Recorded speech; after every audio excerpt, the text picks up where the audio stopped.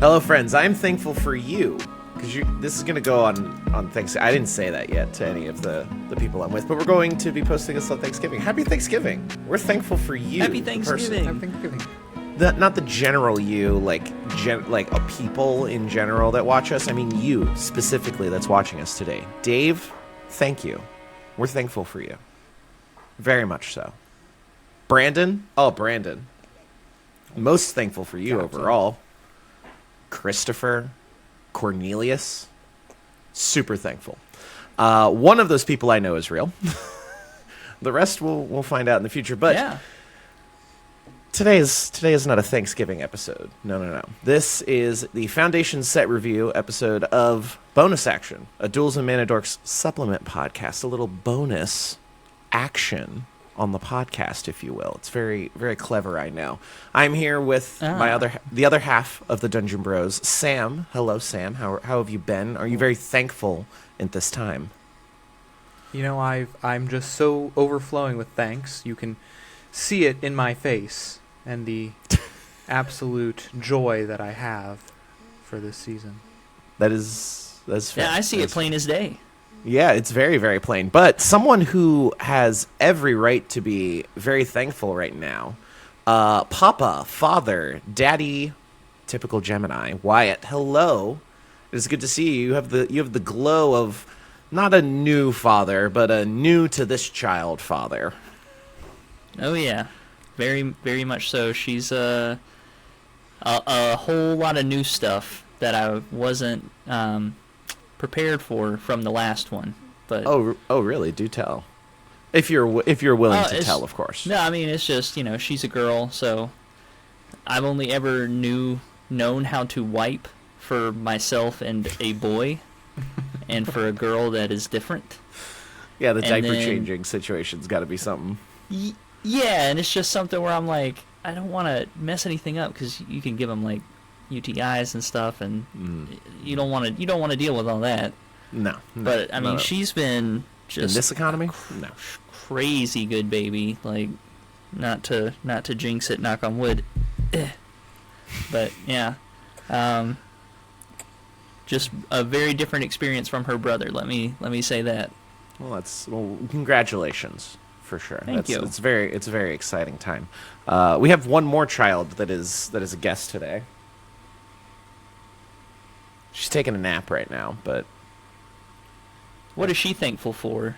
What are you thankful for? I think she's thankful for wet food. I know that much for sure. Very very thankful for the wet food. But enough little tip-tap. Mine's always thankful for wet food too. Oh, that is true. That is very true. Well, before we get into the subject of today, the set review for Magic the Gathering's most recent set, the Foundation set, you gotta pop over to the Patreon, patreon.com/Dungeon Bros. Get early ad-free access to every You'll be other. Thankful that you did. You would be very thankful that you did. In fact, so thankful to receive the early ad-free access to the Duels and Mana Dorks podcast, as well as submit questions and comments, all that kind of stuff for the show. You can get it for free, of course, if you're a little bit more of a freeloader. I tend to freeload most of my podcasts because that's kind of the name of the game in a lot of ways. Apple, Spotify, YouTube Music, all the podcast services round the globe, as it were. But let's get into it. Foundations is the last set for 2024 for Magic the Gathering. A very exciting set for a lot of people. Very anticipated set in a lot of ways. A lot of interesting product offerings.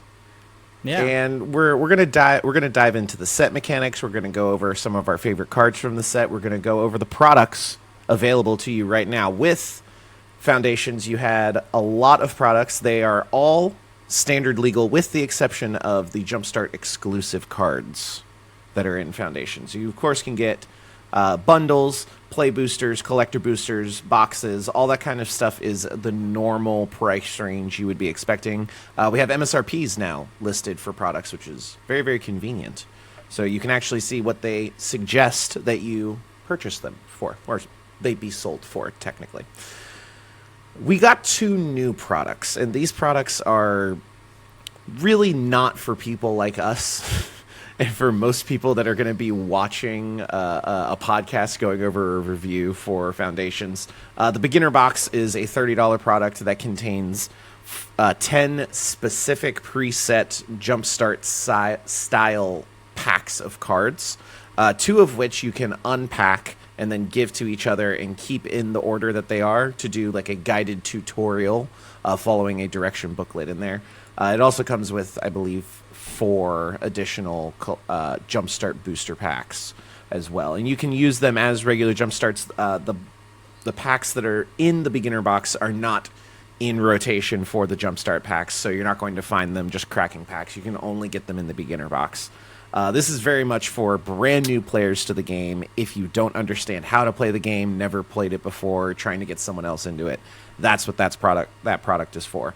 A step above that is the starter collection for twice the money, which is $60. The starter collection is available with a preset determined number and quantity of cards.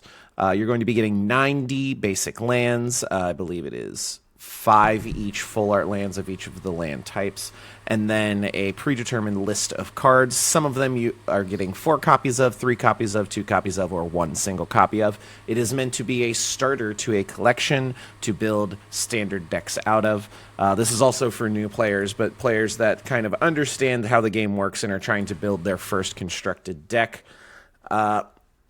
What kind of product offerings, Sam, we'll start with you, do you find most tantalizing here? Obviously, the Jumpstart cards are getting a lot of notoriety because some of those cards are exceptionally valuable. Booster Box, always very popular. Are you wanting to get a starter collection even? What kind of vibe are you going for with the Foundations? So what I will say is I've heard a friend of ours has actually bought the Beginner Box to teach some of his friends who don't play yet or have shown interest in playing. And from what I've heard, it's actually a pretty decent product. The gameplay that is set up through that introductory story, if you will, starter adventure, is pretty easy to pick up and has a lot of good points to explain through. Mm-hmm. Mm-hmm. I've heard a lot of when good we talked about the this Beginner Box as well, yeah. As far as the starter collection goes, like you said, kind of not exactly for people like us who have been playing for a couple of years, and man, we have cracked just so many packs and bought so many precons at this point that this would just be another play set of probably most of those cards in there. Yeah. However, I think that would be a good Christmas gift for your brand new Magic the Gathering player. Mm-hmm. Of note, specifically with the starter collection as well. While none of the cards are like really rare or valuable, there are several cards that have been reprinted in the starter collection that are standard legal. They were already standard legal, but aren't necessarily in the regular set either, which is exceptionally confusing for no reason, really. Wyatt, before you talk, of course, I'm going to need you to unmute, just so you're aware. But what kind of products are you wanting?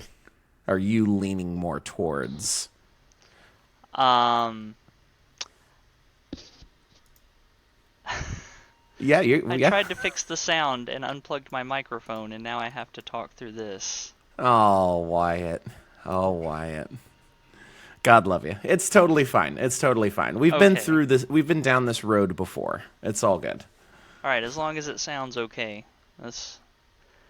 But yeah, I'm super excited for Foundations. I've mentioned before that I got started in a core set, so seeing them bring it back is definitely like kind of stirring up those nostalgic feelings of when I was a young lad in 2012, getting started in Magic the Gathering, picking up my holiday boxes and things of that nature. I love a lot of the cards. One of the best things about Foundations, in my opinion, or core sets in general, is a return to more simplistic things, straightforward effects. Not having a whole lot of hoops to jump through or getting too deep in the weeds when it comes to just effects that cards can have. Sure, they still have entire walls of text, but that's just the modern Magic card. And Foundations has a lot of just really cool things. Definitely very interesting brews. Things that are definitely going to spice up already existing Commander decks. So, very much looking forward to that. I think that is a wonderful segue into the set mechanics for Magic Foundations. Every set has usually 5, sometimes more, sometimes less mechanics that the entire set is built around, and Foundations is no different. And as Wyatt was saying, the mechanics that this set has been built around are much simpler mechanics, more core mechanics to the game itself. And some very wonderful mechanics that people really have been wanting to come back a lot more frequently. The first one is Flashback. Flashback is a keyword ability that has an alternate casting cost associated with it, and you may cast the card from your graveyard using its flashback cost. After that spell resolves, it is then exiled instead of returning to the graveyard, giving you the utility of being able to cast a spell, have it go into your graveyard, and then on a later turn, if you don't have anything you can use your mana on, at sorcery speed, you can flash the card back, get the effect again a second time. Very basic mechanic, a real, very blast useful from the mechanic. past, wouldn't you say? A flashback, you might say. Some would say. Some might say that. In fact, I would. I don't know if Sam would, but I certainly would. This is why we're going to be kicked off the internet. I don't know if Actually, no, this that's is probably why. why we promoted onto the internet even further as these dad jokes. Absolutely. At least it's being made by the actual father and not just... Yeah, that's what I'm here for. Yeah, They were just going to call the mechanic nostalgia, but they were like, nah, flashback's better. I agree. It's got more pizzazz. That's every few years, every major life event, like as a person, you get a new DLC. And when you become a father, I believe bad humor is the DLC. It's mandatory. It's forced onto you. You don't get to play without the DLC, so you have to take it. Yeah. But next, we have the threshold mechanic. This is, I think, the oldest mechanic that we are seeing here. If there are 7 or more cards in your graveyard when the card with threshold does something, sometimes it is attack, sometimes it is at the beginning of your turn, at the end of your turn, various points it will trigger, you will get a triggered ability of some kind that will give you some sort of benefit. The example that we get here from the article I'm going off of is the Crypt Feaster, 3 and a black for a 3/4 human or creature zombie with menace. It also has threshold. Whenever this creature attacks, if there are 7 or more cards in your graveyard, this creature gets +2/+0 until end of turn. So most of the threshold abilities trigger very simple effects like that, getting a buff to power, getting a buff to toughness, drawing cards. There's plenty of things that threshold can cause you to do, and all of them are beneficial. Prowess, the best keyword in all of Magic the Gathering, in my not so humble opinion. Prowess, whenever you cast a non-creature spell, this creature gets +1/+1 until end of turn. It is a keyword that I have loved from the very first time I laid my eyes upon it. I have an entire Jeskai Commander deck built around giving all of my creatures prowess and getting as many prowess procs every single turn as much as humanly possible, and I adore it to no end. Raid, which I believe, Wyatt, you are a big fan of the Raid mechanic. You gain a beneficial effect if you attack with at least 1 creature this turn. Usually this happens in the end step or the second main phase, or the post-combat main phase as it was previously known. The example here being Sear Slicer Goblin. It is 1 and a red for a 2/1 creature goblin warrior with Raid at the beginning of your end step. If you attacked this turn, you create a 1/1 red goblin creature token. This can also cause card draw. This can cause very, very numerous other effects. Lastly, the set mechanic of the Planeswalker card type in and of itself. There are many Planeswalkers in Foundations. It's very interesting that they list it as a set mechanic, as it is just a card type. And yes, there are plenty of Planeswalkers in the set, but you're it's going to be hard to build around them in a limited environment at the very least. It is a card type that enters with loyalty counters. You can add or remove loyalty counters to activate one of its loyalty abilities once every turn at sorcery speed. Planeswalkers can also be targeted with attacks to reduce the number of loyalty counters on it equal to the amount of damage they would take, and the defending player can block those attacks as if they were being attacked and can use their creatures to do so. So all of these keywords, all of these set mechanics are very core to the foundation of Magic the Gathering and are the kind of keywords that are just good. The mechanics are good, they're sound, they're solid, they're simple is the most important thing. Wyatt, you brought up the simplicity of this set. What kind of keywords, what mechanics do you like having come back, or do you think they're all just kind of wonderful? I really enjoy seeing all of them come back, mostly raid. Prowess is always a plus. I, too, am a prowess enjoyer. One of my favorite cards for a long time was Monastery Swift Spear because of prowess. So good. So good. It got banned in a lot of formats because it was too good. Threshold, we just saw in Bloomburrow, so, nice to see it for even more Threshold support. Mm-hmm. And, Planeswalker, gotta say, glad to see them come back. They were gone for so long, and just a return to form for Planeswalkers. All you Super Friend players out there, hey, this is your set. I will make a note that there is one new Planeswalker in the core Foundation set, and that's the new Kaito. Well, of course, they can't get too off the rails now. They're like, whoa. People know these Planeswalkers, all right? We can't just go around giving everybody a spark. That they just spent a lot of time getting rid of a lot of people's sparks, in fact.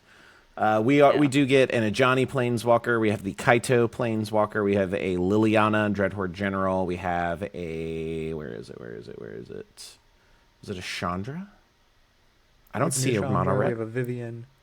Yeah, we definitely have a Vivian. I thought we had a Chandra. I'm not seeing it in the reprint There's section Chandra. here. I cracked it. I was going to say. Ooh. Anyway.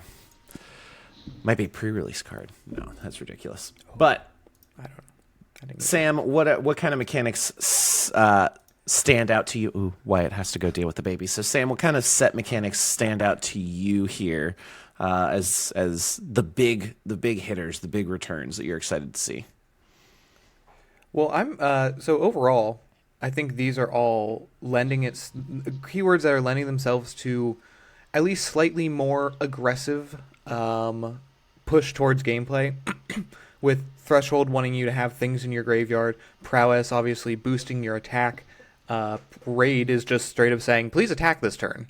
Please attack and we'll do better. We'll do things for you. And Planeswalkers, obviously, if your opponent has a Planeswalker down, you're going to want to attack that. That's not something that can sit there for very long.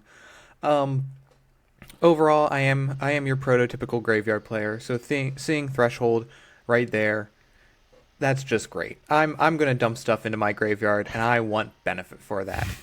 And I will get benefit for that. Absolutely. What I really love about this collection, less so Planeswalkers, because that's just kind of its own thing, but Flashback, Threshold, Prowess, and Raid all synergize with each other in a lot of ways. Flashback, you get Threshold by having the Flashback card in your graveyard, and then when you have more cards, you can then flash it back to get benefit out of it. Using those cards to flashback or casting things to fill your graveyard with cards to gain Threshold can trigger Prowess.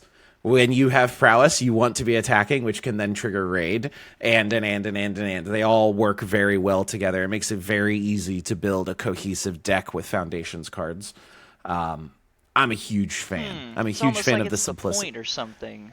Isn't that interesting? Who could have possibly predicted this? This is crazy. So the last thing before we're going to get into specific cards that we want to talk about with Foundations, we are having a 5-year standard rotation specifically for the Foundation set. So these cards are in standard and basically every other format for the next 5 years at least.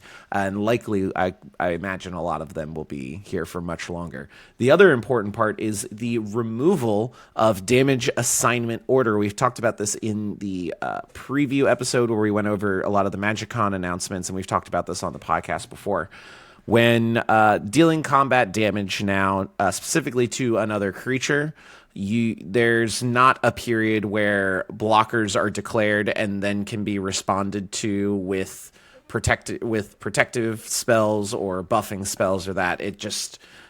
Everything just happens all at once, and you're not really able to change. If you're particularly, I'm explaining this terribly right now. My God, it's almost like it's the night before Thanksgiving, and I'm exhausted. Almost. If you attack with a creature, let's say it gets blocked by 2 creatures, a small one and a big one. The big one will kill your creature, so your creature's going to die. In how it was before, you could assign the damage to the weaker creature first, guaranteeing that it dies, and then secondarily to the bigger creature. And then the defender could then cast a buff spell on the smaller creature after you declare what order the damage would be dealt. Now, you decide the order that damage is dealt when the damage is being dealt, and so it cannot be responded to anymore. Just kind of a simplistic simplifying of the damage dealing system, and a bit of a benefit to attacking players, as it's not able to be responded to which blockers you would be dealing the combat damage to first. So those are just kind of 2 major changes specifically for the standard format, which this set is built for. Now let's get into. Just wanted to make sure you were using your buff spells correctly for when you attack people. Yes. For hitting them for more damage.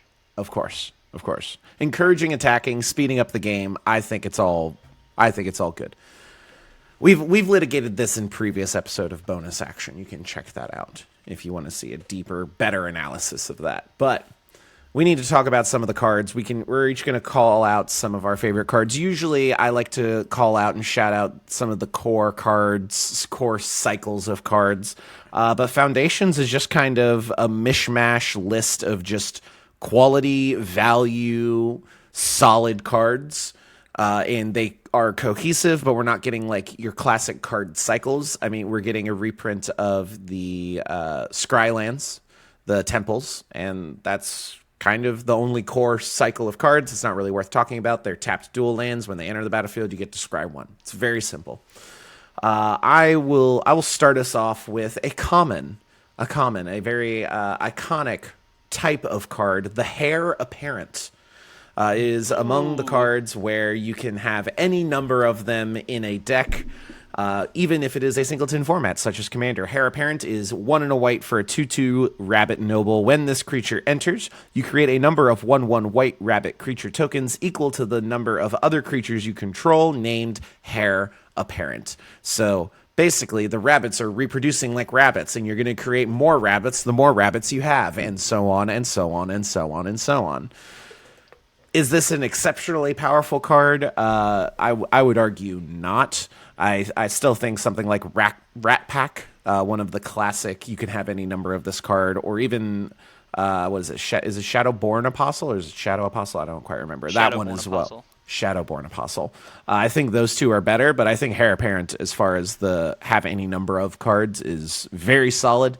It's just kind of generically good, helping you make a massive board, and you can get some really cool and fun jank decks out of it. So I'm a huge fan of that. Oh, personally, jank, you call it? Yes, have we forgotten about Jenny Faye? Have we forgotten about token replacement effects? I'm glad you said something, because I had a perfect segue. I was like, look, we got to talk about the rabbit in the room. Of course. But, yeah, you hit it on the head. That was one of the cards I was going to shout out. It does so much stuff. Like you said, instant board, Thrumming Stone. There's another card in Foundations that I'm going to bring up that also works really well with that. Any kind of strategy where you're just wanting to make a bunch of tokens Which, Well, good thing there are not too many token decks out there, or we'd be in trouble. I know, right? We'll go out of order here a little bit. Wyatt, bring up your card, and then Sam, you could talk about both these cards in tandem with one another. What card goes very well with Heir Apparent, Wyatt? Raise the Past. Raise the Past Ooh. is a phenomenal card with Heir Apparent. You just dump all the Heir Apparent you want in the graveyard, Raise the Past. They all come in. They all see each other come in. They all get their I mean, that's like a game over situation right there. If you have a way to give haste, then forget about it, you know? So, to clarify, let's say, for example, you found a way to mill your entire library into your graveyard. So, and let's say your deck had 50 Heir Apparents, and none of them are on the battlefield or in your hand.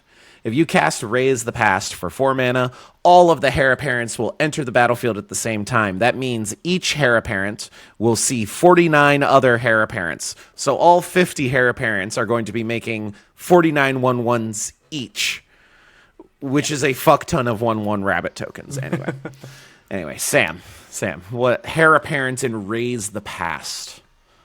Yeah, Raise the Past. So first off, Raise the Past. I was going to call out this card. It's a great card, just in general. So good. White weenies again is one of the known archetypes of white. There is a card, Dusk and Dawn. It's a card that you play Dusk, and it's a board wipe, and you can play Dawn from your graveyard. And most people think Dawn does what Raise the Past does, which is bring everything back to the battlefield. No, Dawn just brings it back to your hand, and yet that card sees a huge amount of play in a lot of decks. Mm-hmm. That's a great card in and of itself. There are so many decks built around that anyway. I would love to build a deck with that main idea in mind of just put every little thing into my graveyard, and then it all comes out. Yeah. As far as Heir Apparent, obviously, it's a great go wide, white weenies strategy. What I want to do is personally, I don't care. I don't just want to make copies of. I don't want to just make 1/1 rabbit tokens. I want to make Heir Apparent copy tokens, and then populate those. That sounds like a good time to me. Yeah. That sounds horrifying. For those of you that are curious, that has been tripped up by the Dusk Dawn before. I definitely have not built an entire deck around Dusk and Dawn thinking it did what Raise the Past does, only to be very let down when I played it. I also think people aren't cluing in on exactly what Raise the Past is doing, because you can still get this card for $1 or less. There's there's the promo version that's $2.50, and then there's like the fancy full art foil version, which is like $11. But you can get a base copy for $1.03. You can get the extended art version that you get from collector boosters is 93 cents. So, which you should pick it up within like a week. Let me get mine first before the price spikes up. But then, everyone's sleeping on this card.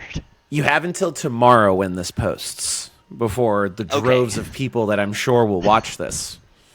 He said sarcastically. Right, before we spike the price. Copies. Exactly. The old classic, it's the opposite of a pump and dump.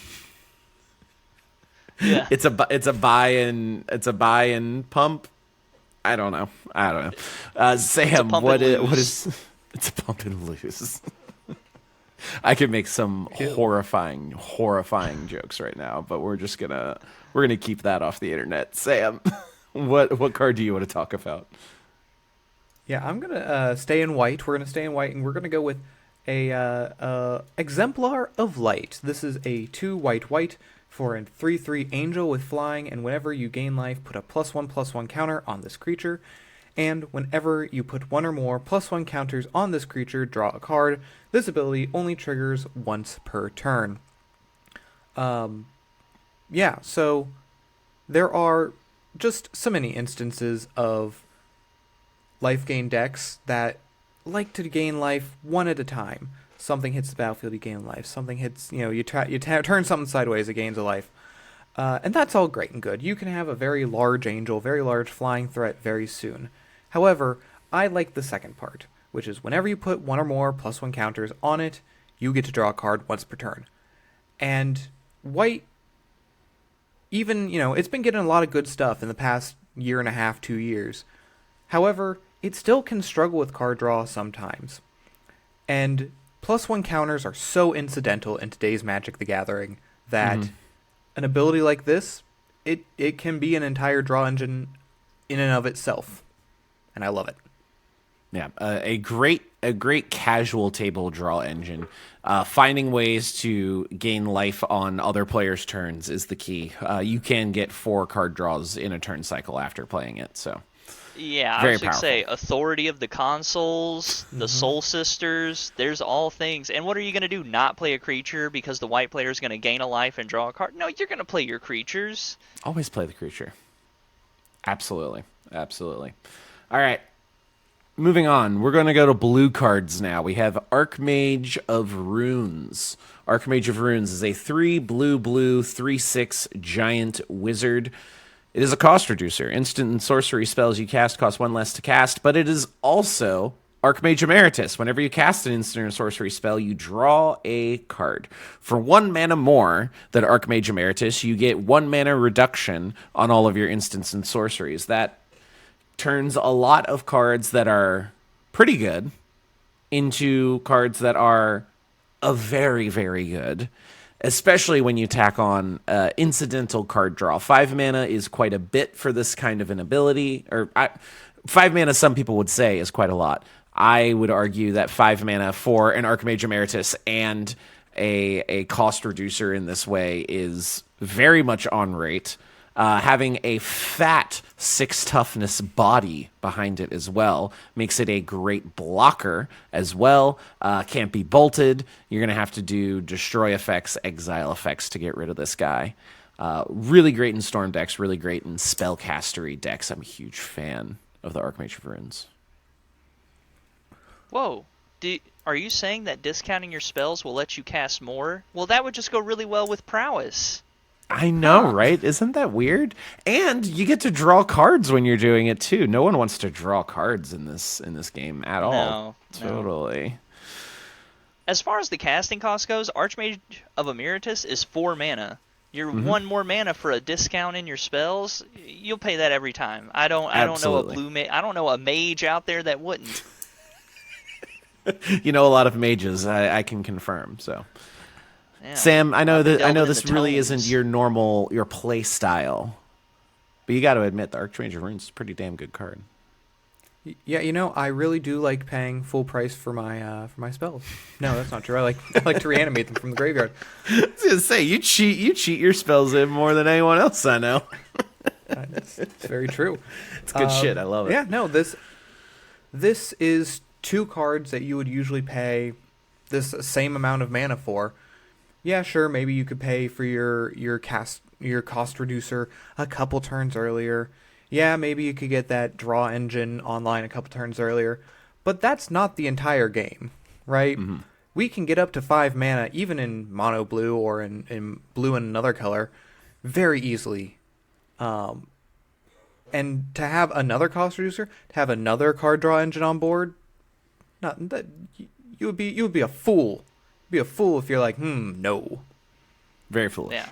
A lot of one of the things I found out in deck building that people really, really sleep on is cost reduction versus like mana rocks, because people always think back to the situation they needed a colored mana to cast the spell, but if you ever break it down and look like over a long game how much a cost reduction has given you over the course of that game, it so far outweighs any mana rock pretty much that you could get, unless that's specifically your strategy where you're trying to untap a mana rock a bunch of times to generate infinite mana.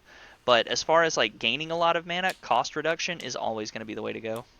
It's one of I think those. that a lot of... You go, Sam. Go ahead. Okay, I'll go. I think that we all learn a lot of different lessons at different times when it comes to Magic the Gathering. And Wyatt, you hit the nail on the head there. So many people, focus on, I want this. I just, either tapping willy-nilly or focus on like, I can get 2 colorless mana out of this thing. And that's really good. Obviously, we love Soul Ring. Soul Ring is very powerful.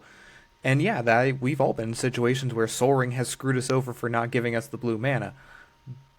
But the lesson there again is if I can use one of these mana and an island instead of using 3 islands over here, it's a whole lesson to learn there.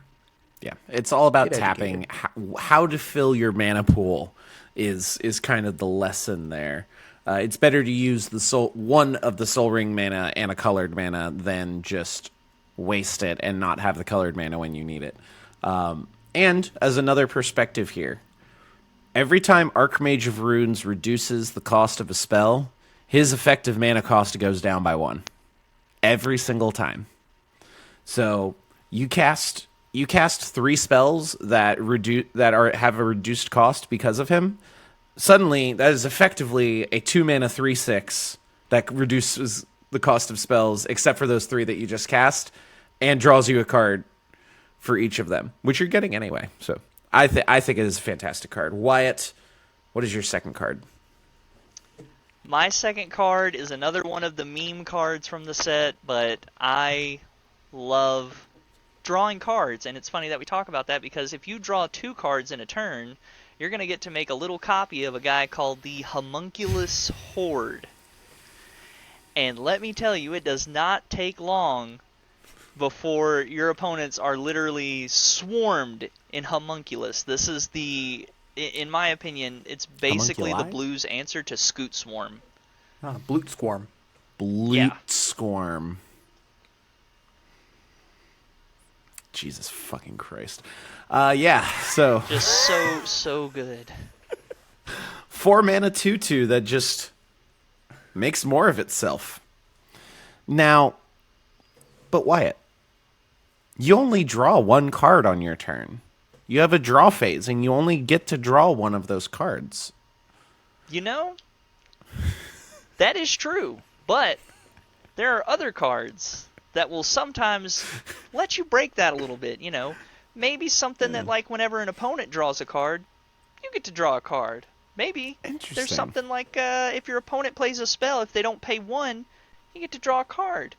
And what are they going to do? Not play spells on their turn? Are they going to pay the 1? No, they're never going to pay the 1.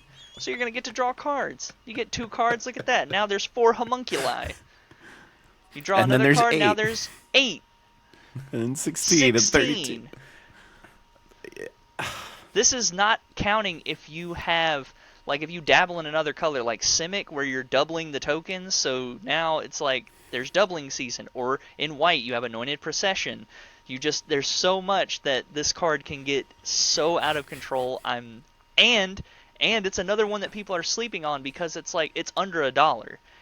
Yeah. And I was shocked when I saw that. I was like, I'm about to pick up like 4 copies.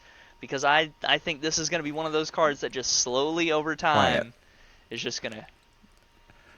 You're forgetting the classic Magic the Gathering math here. It's a 4 mana 2/2, and it doesn't have any other keywords on it. It's trash. Straight trash. Bulk rare behavior, frankly. Right. That's what Scoot Swarm is. Yeah. Yeah, classic bulk rare. No one plays that. No, Scoot Swarm is fine. It has a keyword ability on it. It's called Landfall. Anyway. Yes. Oh. They haven't come up with a good terminology for draw a card yet. No. They thought that was pretty straightforward. No, drawing cards isn't card that good. drawfall. Sam, are you scared of the horde of homunculi? When I see it across the table for me, you bet I'm going to be afraid of the the horde of homunculi. Look at them with their stupid faces. They're very minion-esque. 3 games, I will make anyone afraid of hoarding homunculus. It's very minion coded for sure. It is very minion coded. Little Mike Wazowski in there, Oh, yeah. Ooh, yeah. Well, the alternate art made me think of Jujutsu Kaisen when Geto does his womb perfusion stuff, so I was like, let me get an altar. Let me just get this, and I've been cooking with it since I saw it. Since I saw the preview, I was just like, this is going to be so good. All right, Sam, card number 2. Card number 2, staying in blue. I guess we're going down the color pie.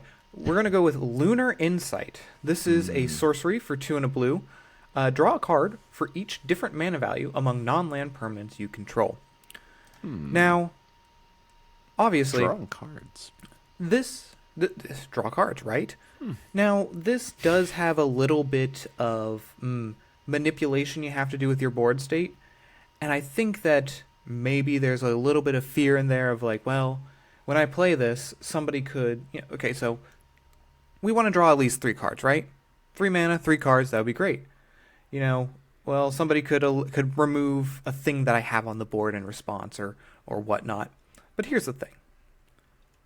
Just build a board state, and you're going to have plenty of permanents, and they're going to incidentally be of different mana values. You got a token, that's a 0. You got a let me see if I can scroll and find a one mana value thing. Probably I could probably scroll and find one mana value thing. What's one of the most common cards in the Commander format, for example? Soul Ring. Who's to say? 1. Arcane Signet. 2. Lots of commanders. 3 or 4. Yeah. You got your Archmage of Runes. That's a 5. All right. Suddenly you can easily be drawing 5 or more cards with this for pretty low mana value. And if you have your Archmage of Runes, you can cast it for 1 less and get another card draw off of it. That's true. And who would pay 2 mana for 3 cards minimum? Yeah.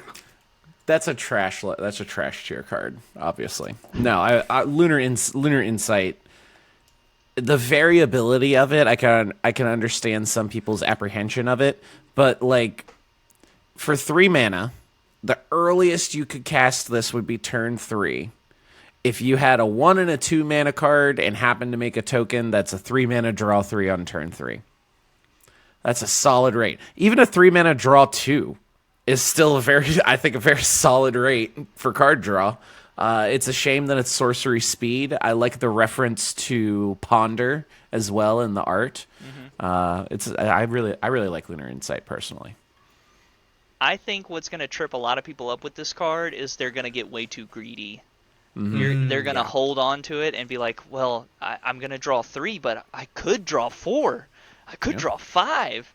And then someone's just going to board wipe, and they're going to be like, well, now I'm drawing 1, so I guess I'll hold it. And, so do not be afraid to fire this off just to get 3 or 4 cards. There's other spells out there where you've had to pay more to get less.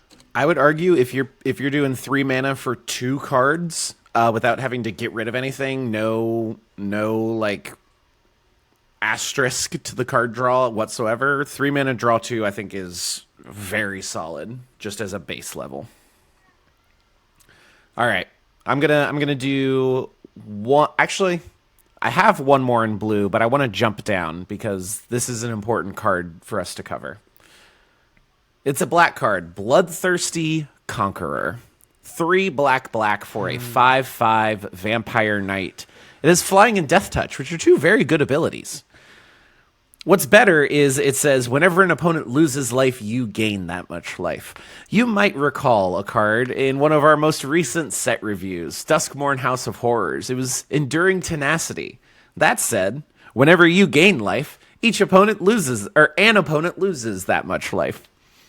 If you happen to have both of these on your battlefield and cause an instance of gaining life for yourself or losing life for an opponent, be that through combat, direct damage, whatever, it starts an infinite loop that will cause you to gain all of their life and them to lose all of their life. And you can see it in the Bloodthirsty Conqueror's flavor text. This town swims with such exquisite blood. Exquisite Blood Sanguine Bond is a classic commander combo of 2 enchantments that infinitely drain the entire table if they are both allowed to sit there for a while. And now that combo has been reprinted into Standard, arguably with more resilience, because Enduring Tenacity, if it gets removed and it's a creature, which when you cast it is originally a creature, it comes back as an enchantment immediately. So you need to remove it twice to get rid of it. In Standard, there's no way that could get busted up at all.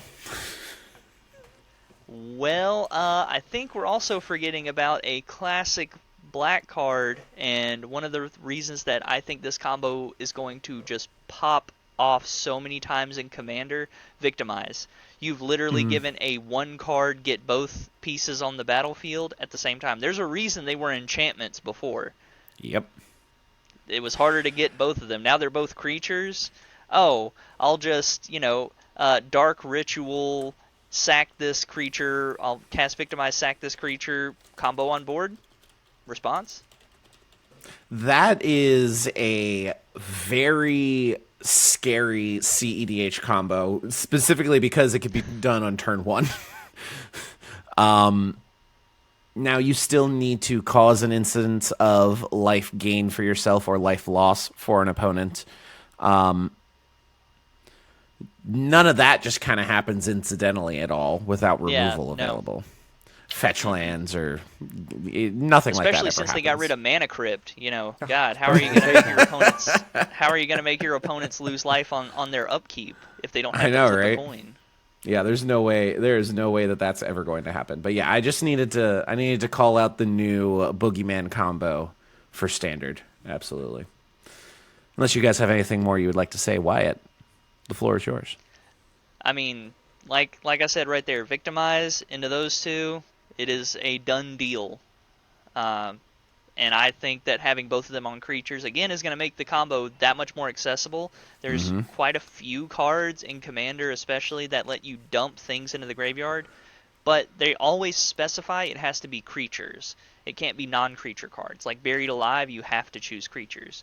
So I do entirely see a world, especially in CEDH with Keurig, son of Yawgmoth, I think it is, where you Buried Alive, you dump the 2 pieces, and some other piece, it really doesn't matter what.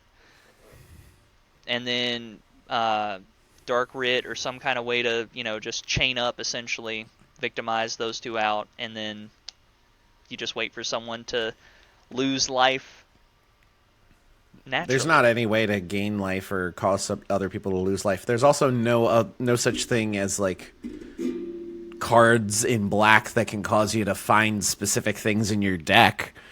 Or cards in black that, like, I don't know, bring something back from the graveyard, or there's no kinds of like hoarding Broodlord combos or anything like that. Saw in half doesn't exist. Inconsequential. Yeah. You're basically holding the table hostage too, because basically all black tutors have some kind of life loss to them. So unless they're doing it in response to you casting that, there's really no good way for them to be like, okay, well, now that you have the combo on board, there go my tutors. Yeah. Because I can't tutor anymore. All it takes is one shock lands.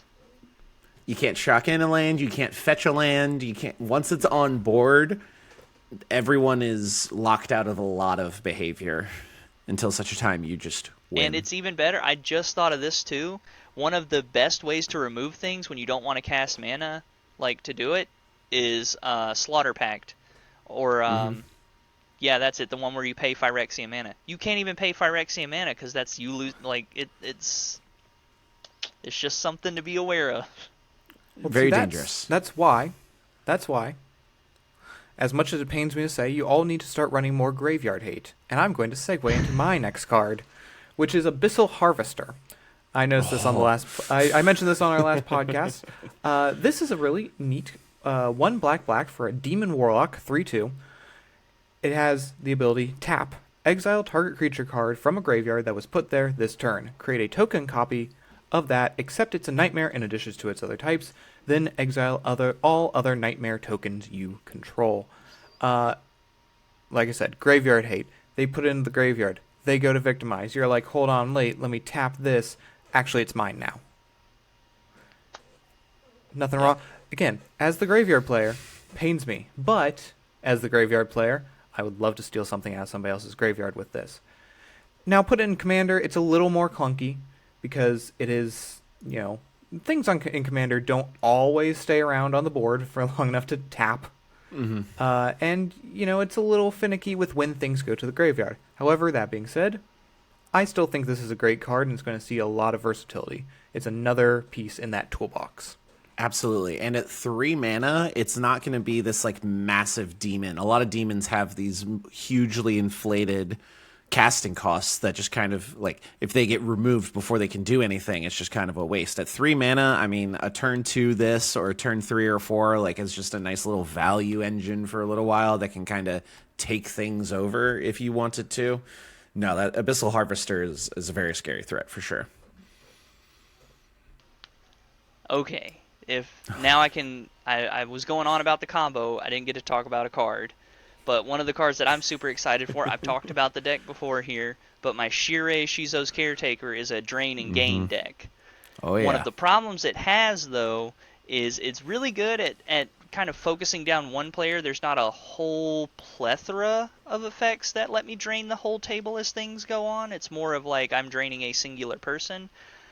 However, Midnight Snack has just completely changed that for me, because now as I'm gaining life, I'm literally sitting on a bomb that I can basically detonate at any point and take out a player with no effort on my part other than an investment of 3 mana, which the deck incidentally makes treasures as I'm sacrificing everything, so I'm gonna have it. Yes. Midnight Snack is 2 and a black for an enchantment. It has Raid at the beginning of your end step. If you attack, you create a food. And then the more important 2 and a black, sack it. To deal, to cause an opponent to lose X life, where X is the amount of life you gained this turn. Very good on one-on-one.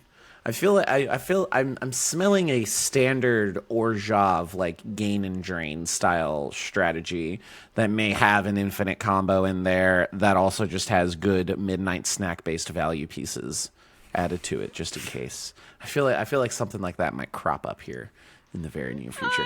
Who can say? Who's Perhaps pondering with their a- orb? Who's foreseeing the future? Maybe with like a bat from Bloomburrow that happened to be Orzhov that happened to kind of do all of those things. Just spitball in here. I just like the phrase Midnight Snack based Yeah. engine pieces. Just period. Oh, it's- Midnight Snack yeah. based. Based. This Straight is a really based. Midnight Snack based deck. Yeah. I'm God, real there's- Midnight Snack pilled.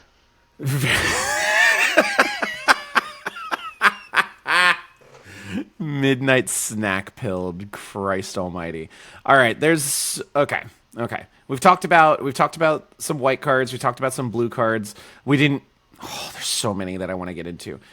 I was going to say I have 2 in red alone. I But haven't I know even we're been able probably to going pull. on. We'll go as long as we need to go. I'm gonna hop back up to blue, if that's okay. Actually, there's one card Go back. I need to go back. The Drake Hatcher.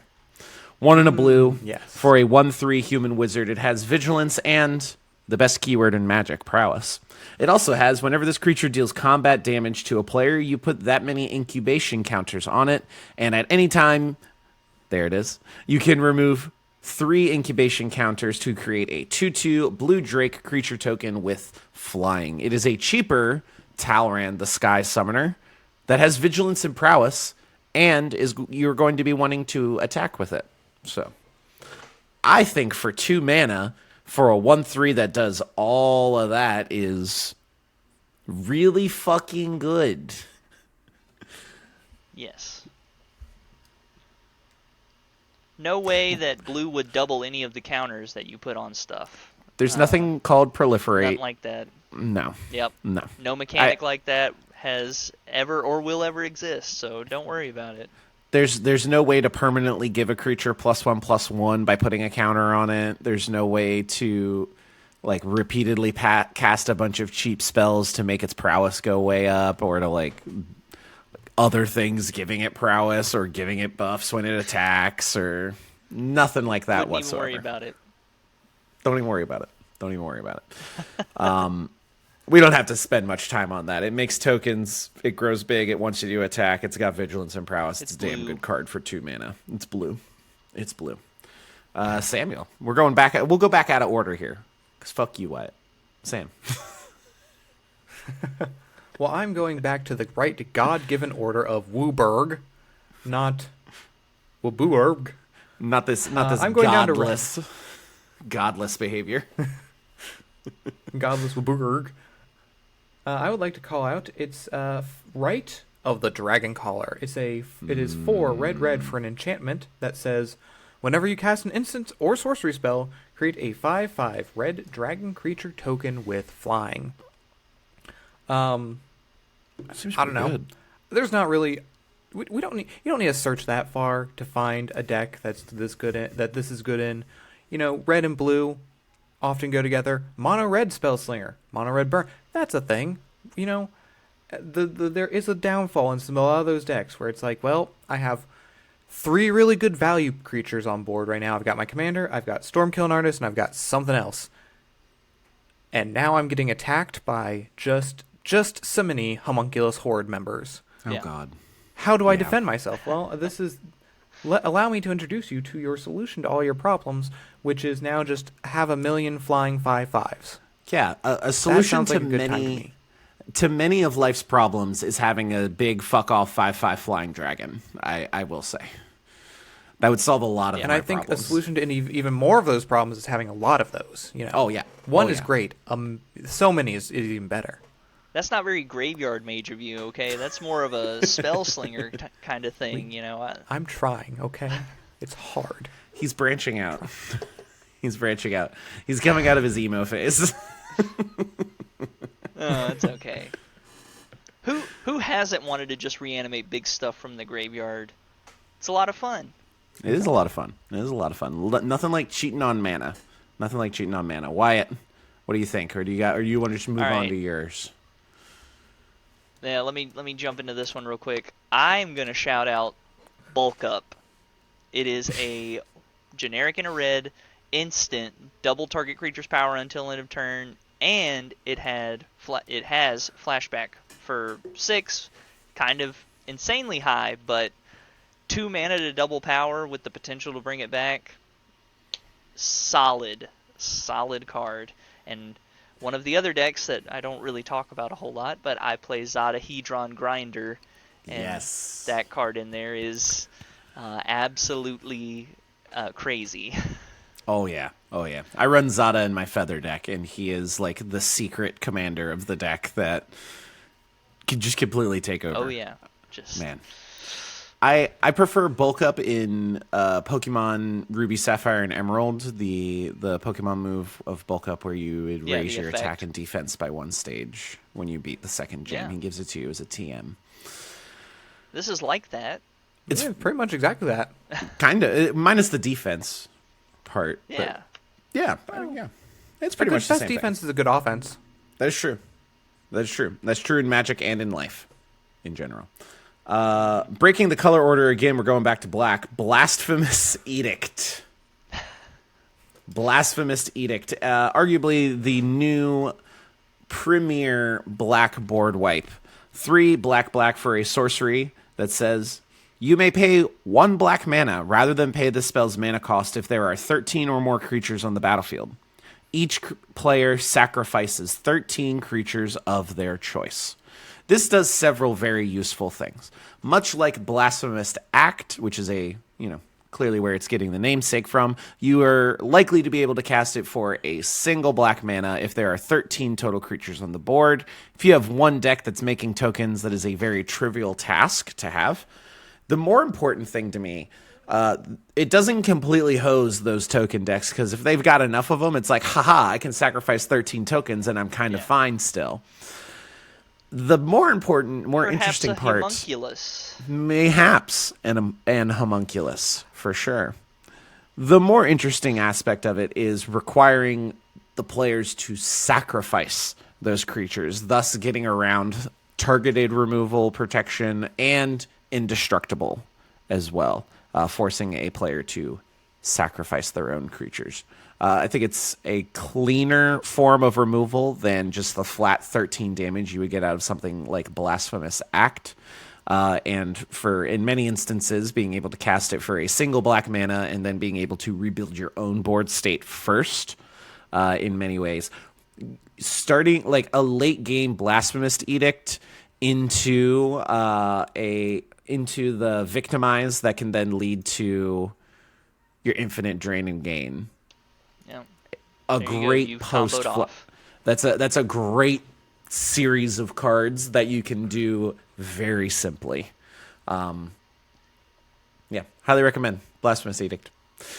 Anyway, we can go back in Wooburg order now if you'd like, or...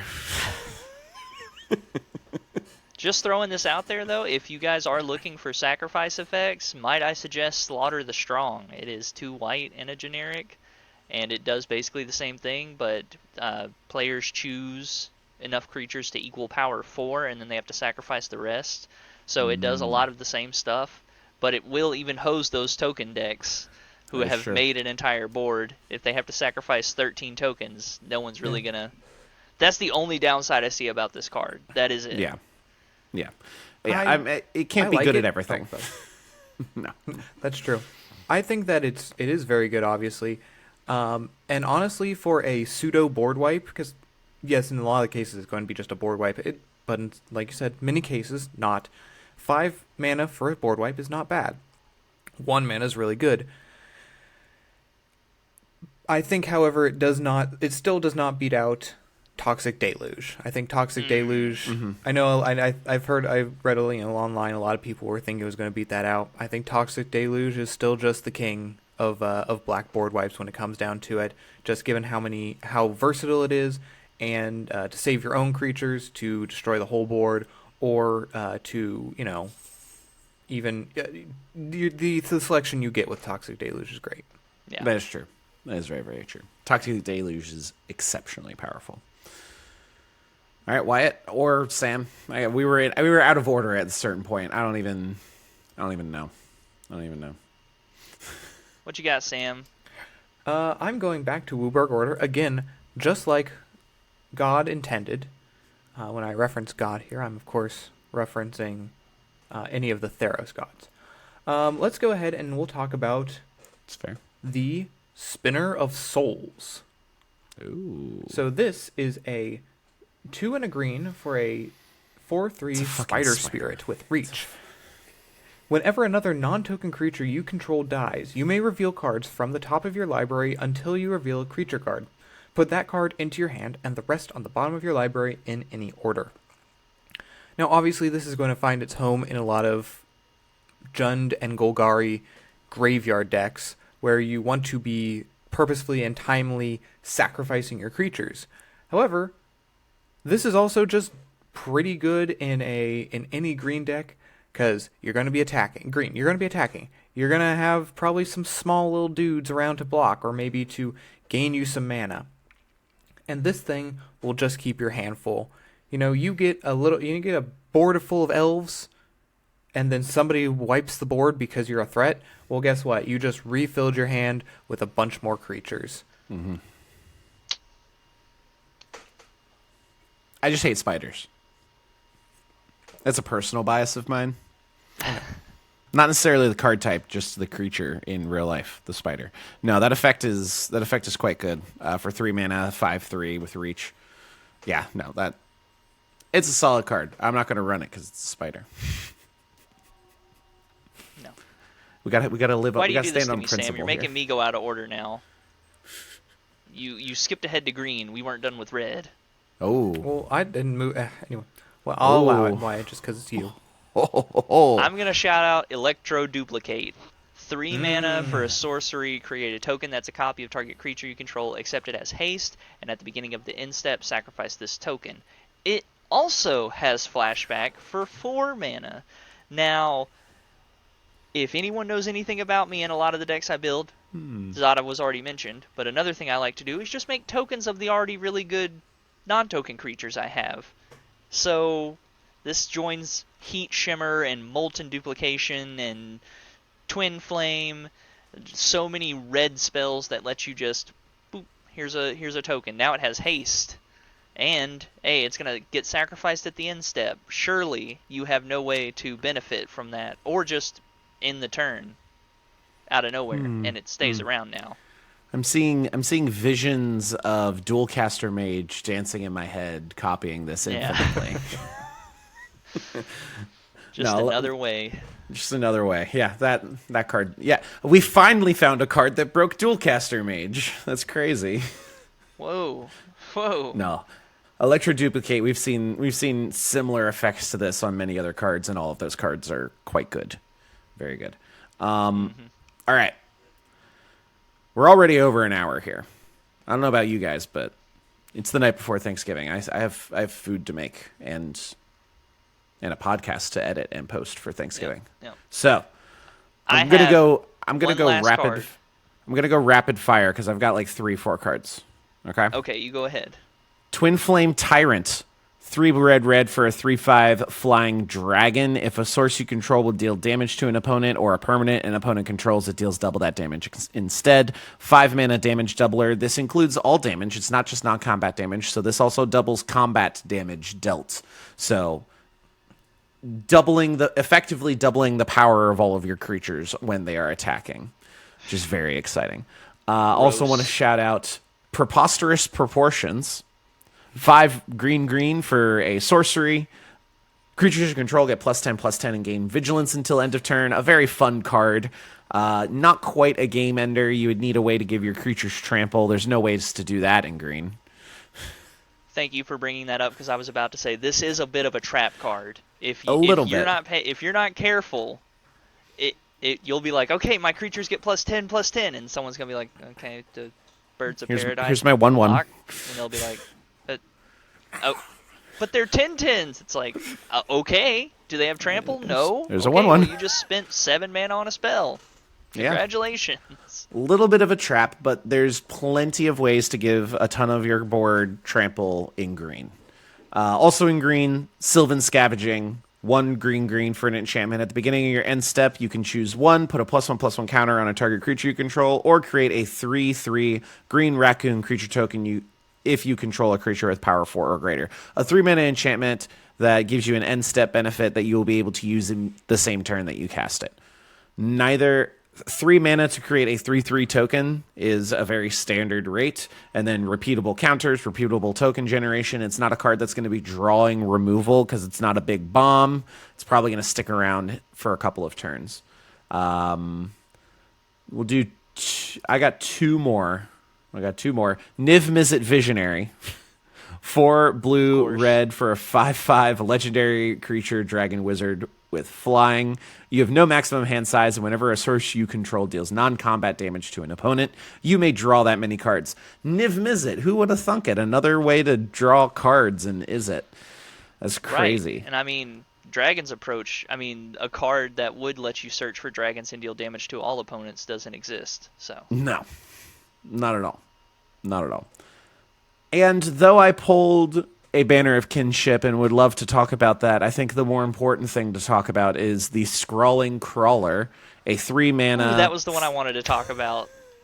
3 generic mana for a 3/2 Phyrexian Construct. At the beginning of your upkeep, each player draws a card. Whenever an opponent draws a card, that player loses a life. I think, while maybe not a CEDH staple, I feel like a CEDH stacks staple, just to punish the amount of card draw that happens. And just in general, punishing card draw while also giving yourself extra card draw. And, other people drawing cards helps speeds up casual games too. So it's a good time. Yeah. All right, Wyatt, rapid fire. What do you got? I'm currently finishing building my Winter Misanthropic Guide deck. I already dropped a deck tech on it. Very good. It's basically the same concept where you're basically giving gas to the table, but you're making them pay a little bit of life for it. And no one really notices that they're having to pay 1 to 2, 3 or 4 life to draw a card until there's none left to be had. And then it's like, oh, that's a bit of a pickle I find myself in. So Scrawling Crawler just slots into anything like that. Nexasaur, good stuff. Winter. There's all kinds of stuff where you just want your opponents to be drawing cards because you're benefiting the most from it. You could go a really mean route where you try to stacks them out where it's only cast 1 spell per turn, and then it's like, okay, well, it doesn't matter how many cards you draw because you're held back by only being able to cast 1 spell per turn. No one would do that, of course. Don't do that.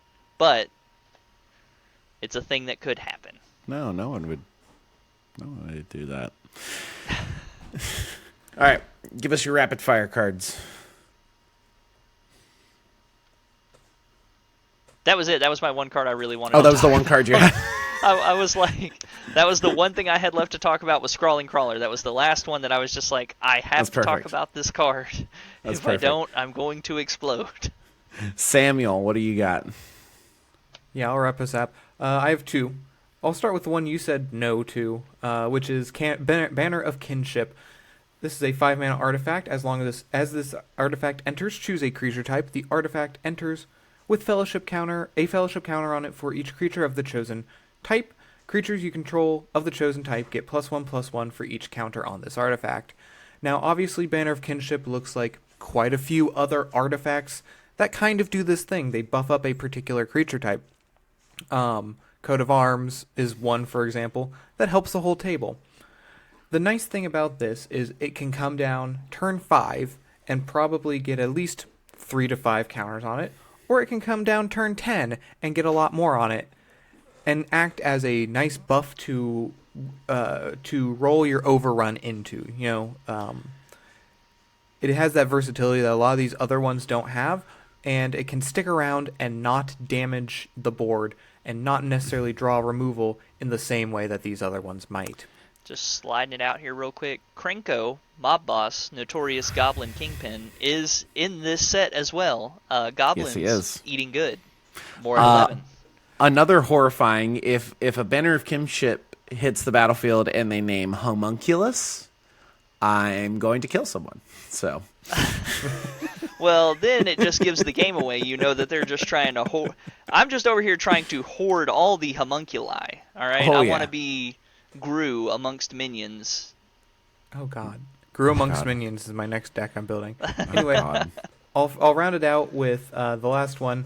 A card that I enjoy. You might be able to tell that I enjoy playing +1 counter decks.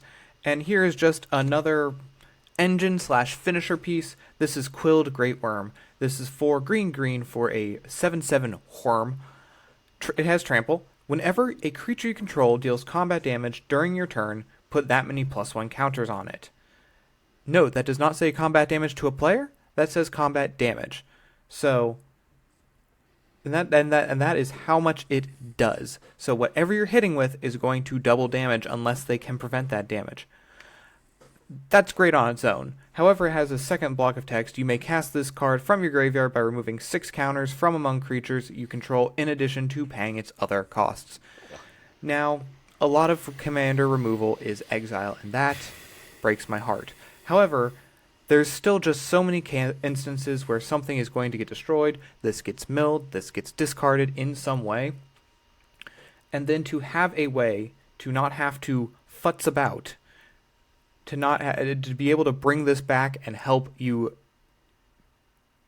establish a dominant position in the game with bigger, better creatures, that's great. That is just a type of graveyard recursion that we don't often get to see from green. No. It's a version of escape almost. But Sam, why would you take 6 counters away from one of your creatures? Maybe it'll kill it. You don't know. From how would you among even have 6 creatures. counters to remove? Who's to say? If only you were able to cast a 6-mana card that would double the amount of... that would put a massive amount of fucking counters on everything every single turn that it manages to stick around. That's crazy. All right. Yeah. That's not even counting all the ways to double counters, double power, unnatural growth, Zopen Drill, Fangs Absolutely. of Kalania. So many Double things. strike? Just giving something double strike. strike. Speaking of the gods of Theros, Xenagos, just double up. I've The god of actually revels? I actually watched a game recently where someone used that and doubled the worm and then punched, and now their worm be wormin', So Worm do be wormin'. I could make another inappropriate joke, but no, that's not this podcast. Now, if you're listening to this, you might be thinking, but guys, what about 9 Lives Familiar? What about Bolt Wave? What about the fucking Sire of the Seven? What about Coma? What about all this stuff? It's like, we can't talk about all the cards. This would be a 5-hour podcast. Right. It's the day before Thanksgiving. I y'all don't are have time talking for about that. them already. Yeah, We gotta continue to talk about find it. the ones y'all aren't talking about, like Literally. hoarding homunculus. God, yeah, no, they're not talking about that one, and quite frankly, we should all be very happy with that. But But we do need to bring up very briefly the Jumpstart cards. We don't need to be calling out specific cards here. There are Jumpstart exclusive cards that are available to you. Sam and I went over some of them that are like $50+ in the most recent episode of the Duels and Mana Dorks podcast. Wild. You can check that out there. It's crazy. The Isn't main that how reason y'all got y'all start on Monday Night Magic, though? we played a lot Shout of out. we played a lot of Jumpstart on Monday Night Magic. That is very true. It wasn't our first go at it, obviously, but no, Jumpstart is a very fun way to play Magic, and if you're doing it to play Magic, it's a great way to spend your money. If you're doing it Yeah. trying to chase your Rev Tithe Extractor or your Plagan Lord of the Beach or your fucking Sabertooth or Scythe Cat Cub or whatever, not the best use of your money. It's because the anime treatment. Anime treatment has gone too far. If these were just normal cards, Hard disagree. like normal Magic cards with just normal Magic card art, these aren't wild effects in and of themselves. These are effects that you could easily see Wyatt, in just a normal set. But since they're we weren't going to be Anime calling out. wise. That can be said for any effect. You Yeah. can see any effect in a normal set. Now, Sure, you get Universes Beyond in there, but Wyatt, I gotta push back. Dionysus, Elvish Archdruid, 3 and a green, 3/3. Elves you control have whenever this creature becomes tapped during your turn, untap it, put a +1/+1 counter on it. This ability triggers only once each turn. You don't see that kind of shit outside of Nadu. yeah. Yeah, well, No, that you was not probably don't. going to also be in Modern You not Horizons don't. 3, but they were like, you know what? Let's just put it in a Jumpstart. Let's just take that. just And then move make it a over here. +1/+1 counter, and it doesn't draw you a card, and it doesn't put a land onto your battlefield. And it's only once mean, per turn and not twice. It's elves making mana. It's just a way for elves to make more mana. You know what elves do with mana? They just play more elves. That's Unless true. you're going to win, that's all elves are doing. They're just like, look how much mana I made. I'm like, congratulations. Are you going to win? They're like, no, but I can make a lot. got- I'm like, that's I got a awesome. Crater Hoof in here somewhere. Yeah, let me just dig for oh wait, it doesn't have card draw on it. Yeah, this is just how much mana I'm gonna make. I'm like, all right, congratulations. That's the most mana I've seen. I think I would assume the consensus here is Jumpstart is very fun. You should try and play Jumpstart with your friends. Don't buy a booster box to try and crack packs and get these stupid valuable cards. Remember to save them and put them back in like some kind of pack thing. You can Zip get block resealables whatever on. you got, and there you Yeah. go. You can continue to do this over and over. You know, just pick two, mash them together, and play. That's how it was meant to be. Now, if you happen to get one of the packs that has a $50 card in it, congratulations. I would say you are not morally held to the standard of resealing the pack and being able to play with it later at that point. No, I play think your that's- card. I think Play your that's fair. card. You know, you Play- could just write in what it is. Very Also true. pro proxy over here. Also, very pro proxy here. TheProxyForge.com. You can tell them the Dungeon Bros sent you. They sponsored us for a while, but it's fine. His stuff is really good still. It's We'll get them back again. best proxies in the biz for sure. All right, that is all we have on the docket for Magic Foundations. The last set of 2024, I think, a very, very good set. A lot of people are saying the best Good set note of the to end year. on. It's a very good note to end on. It's classic Magic. It is Magic, the set. It is the core of Magic. It is the foundation, dare I say, of Magic. And let me just say, if you don't enjoy it, it's going to be You're a long wrong. 5 years. You don't enjoy it? You're wrong. Objectively wrong. Final thoughts, Sam. What do you think of Foundations? I like Foundations. You know, when you get so far into the year and you've had a lot of sets that have just so specific of mechanics and so unique, and especially for Commander players, I feel like, you know, a new set comes out and something looks cool and you got to build a new deck.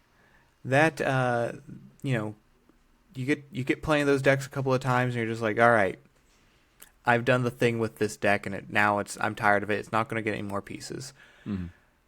And with Foundations being what it is, like you said, the foundation of Standard, but then also just being full of good pieces to put into existing decks and to add on and to build new Commander decks. Again, we're a Commander-centric podcast here.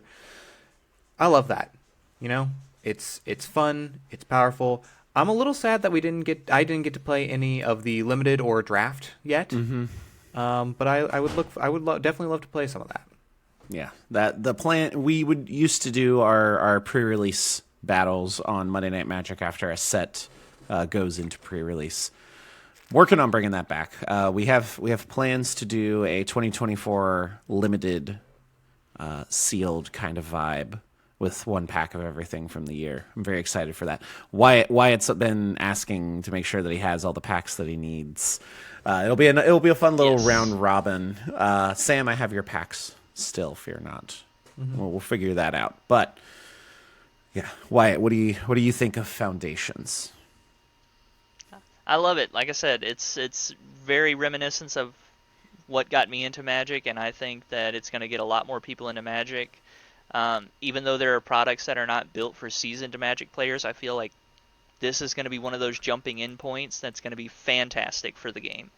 Also, the fact that it's 5 years in Standard, I think that that's a good sign that they're going to start pulling maybe some of these Magic stuff back and not like trying to flood everything in, because if it's going to be 5 years of Standard, then people are going to be getting it more. Like, you're going to have to go get Foundations, and if they just stop, they pull it from the shelves after 2 years or something, then it's like, well, I need this card from it, or this. Why would you have a set for 5 years if you're not going to sell it the whole time? Yeah, that is a good point that I haven't really heard anyone talking about. Yeah, that they should be selling this set for several years, and doing like several batches where like every 6 to 8 months it's like, okay, we got a new batch, put them out on shelves, kind of a thing, just to keep the card pool circulated. And in many ways, that's probably going to be very good because it's going to tank a lot of the prices of cards. Which, whether or not they want to do that is an entire other conversation that's outside the scope of this podcast. I personally think Foundations is just the classic Magic that a lot of people are yearning for. Oh, speaking of, Wyatt, do you see the amount of shit we've been getting for a take Sam and I had that we're kind of losing the magic in Magic the Gathering a little bit? No, I try not to, because I've recently gotten off of Twitter. Mm-hmm. I went over to Blue Sky, and yes, we are on Blue Sky because as well that was one of the reasons that, like, I don't know how involved you guys were with Magic Twitter, but like in the life cycle that it continues, one of the points that always gets brought up is the Universes Beyond discussion, where it's like, have we gotten too far away from what Magic was originally intended to be? And as I've stated before, I think it's just kind of a way for the design team to slap on something else, since we're not staying in any of these worlds more than a set. Why would we bother enriching anything, when we can just go to Final Fantasy World and look, bam, the lore's already baked in. We just got to make the cards. We don't have to design any kind of BBG or plot device, MacGuffin, nothing. It's all there. We just have to make cards. And as I've stated before, it's the same opinion I have. If that's something you enjoy, I'm not going to yuck your yum. I just also think that Magic will eventually reach a tipping point where it's going to come a time where they're going to start trying to push these universes beyond, and it's just not going to... They're not going to see anything back, and then we'll probably see more of a return to classic Magic that people always talk about. Because I feel a lot of new players jumping in kind of have lost a lot of the sauce that used to make Magic the Gathering story so good. Like, when I jumped in, I said it was around a core set. Also happening around that core set, Rise of Zendikar. So I got to jump in with the return of the Eldrazi. They're back. They're on Zendikar. They're destroying things again. And that was a 2-block set. Rise of Zendikar, Oath of the Gatewatch. You don't really both get were that very anymore. enjoyable. Yeah, you don't, because You we don't. don't stay in any one place except for Ravnica, which we don't stay in. We just come back to. But you don't even get any good. And that's kind of the point that I've been getting at. Was like, even when we go back to Ravnica, it's fucking murder mystery detectives. It's not Ravnica. We're getting Yeah. We got murder mystery detectives. We got freaking spaghetti western. We got like Hayao Miyazaki little creatures. We got horror movie, and we're gonna get fucking Fast and Furious, and we're gonna get Star Trek meets Space Wars, and it's like, Hey, I'm holding my breath for the Blind Eternities. That's been something that has It been has a chance. that has existed in Magic. So it's been something that a lot of people are very curious about, because it's always mentioned, especially when you talk about the Eldrazi, but it's never, or planeswalking. It's another big thing there, because you travel in between, but it's never been really explored. So I'm kind of holding out for that as someone who used to really enjoy the lore. I don't really have a way of getting into it now, because you don't stay anywhere. What's my incentive for getting invested with any of these characters? And I kind of think that's a big problem Magic is having in general, with trying to get people attached to new characters, which is why they keep going back to, these are the 5 planeswalkers. These are legendary creatures. Like in Thunder Junction, it was literally just like, hey, let's just bring all the fan favorite villains together. Yep. On the same plane. And I just feel that they do that because you can't get anyone interested in new Magic the Gathering characters unless they've pre-existed before. I get that. It's Foundations, though, is a return to what I love about Magic in a lot of ways, and Yes. I'm excited for Tarkir because I feel like that's going to be the one like regular Magic set we get next year. I think Innistrad Remastered is going to be fucking cool, hopefully. Very And excited for that. I don't hate Universes Beyond either. Like I'm very jazzed about Final Fantasy. I've bought more Lord of the Rings, Tales of Middle-earth packs and sealed product and commander decks than any other set of Magic that's ever come out. Like, I love Universes Beyond. It's just when it's it's like half of what we're getting now, and it's just constant. It's just like, oh my god, Anyway. And another thing it does is it causes a lot of cards to kind of slip through the cracks till you're back like looking at it, and then sometimes even when I'm building a deck, it kind of feels weird when I include something from Fallout or something from 40K or something from Assassin's Creed, even, where I'm just like, do I really want to throw this in here? I mean, it's really good for the deck, but there's no other version of it. So it kind of, at times, especially with some of the more outlandish stuff, feels like not cohesive. Yeah. That's just a personal nitpick, though, because again, I also really enjoy the Universes Beyond. It's just one of those things where it's also starting to kind of warp the way that people see Magic the Gathering, I feel. Like, there's been comics done about it, there's been skits done about it, where it's like, I'm going to equip Pooh Bear with Cloud's Buster Sword and swing in and activate SpongeBob Assassin's and... Creed move, Yeah, it's... And it's like, where is the magic in all that, They're magic cards, yes, but... Yeah, that's outside the scope of this entirely. Like, we could go for an entire hour discussing Universes Beyond. And yeah, we could take this down to the foundations. I see what you did there. I love Foundations. I think it's great. I highly recommend doing some sealed, doing some jumpstart, doing whatever. Great beginner products. Huge fan of the Foundation set. Pick up your homunculuses, hoard them. Oh yeah, get your freaking raise the. Was it Raise the Alarm? No. Raise the Past. Raise the Past. Raise the Past. Get your Raise the Past before it's $7 Don't get that each. one. Don't get that one. Wyatt, you have until tomorrow to do this. Okay, you have time. I know. It's okay. All right. I have 5 years. Very true. Very true. All right. Thank you very much for hanging out with us. Foundation set review. Last set review of 2024. We'll be back with a vengeance in 2025 for Innistrad. Yeah, Revenge of the Innistrad Fifth. Remastered, the 25th. I can't wait for the Final Fantasy set review. I'm gonna have so much I'm gonna want to say then, even more than normal. That said, you can catch the normal episode of the Duels and Mandorks podcast every other week. You can get it in free feeds Mondays, Apple, Spotify, YouTube Music, all that kind of stuff.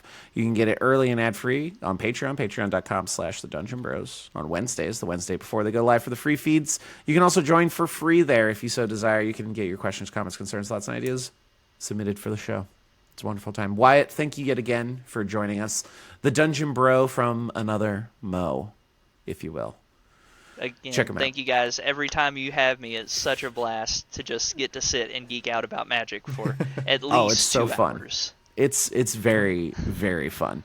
Wyatt, you can find him at TypicalGemini on all the social media where it matters. YouTube.com/TypicalGemini for beautiful deck techs. Sam, have a very wonderful Thanksgiving. I'll see you in the very near future, sir. We have much to discuss, I'm sure, on the next episode. Something major will happen, probably of... Chris Cox is gonna drop like a nuke on Hasbro to like Christopher Penis, no. not Christopher Penis. Christopher Penis, no! Don't send the Pinkertons. The Pinkertons raid the offices of Hasbro at the behest of Christopher Penis. That's a great fan fiction. Right That's an there. Onion title right there. Literally, soon to be InfoWars as well. That's a whole other. That's not even kind of in the scope of it. They're Putting chemicals in the water that turn the freaking cards. that turned the cards Fast and Furious in regular Magic sets. Yeah, that turn the cards universes beyond. They're making the frogs Wooburg. They're making the frogs Wooburg. Dude, I can't believe that the Onion bought InfoWars. That's hilarious. I love that. They bought it with the money from the Sandy Hook victims. They donated their money so that InfoWars could be bought by them. It was amazing. Anyway. We're not getting into this. We're Magic. Foundation's thumbs up.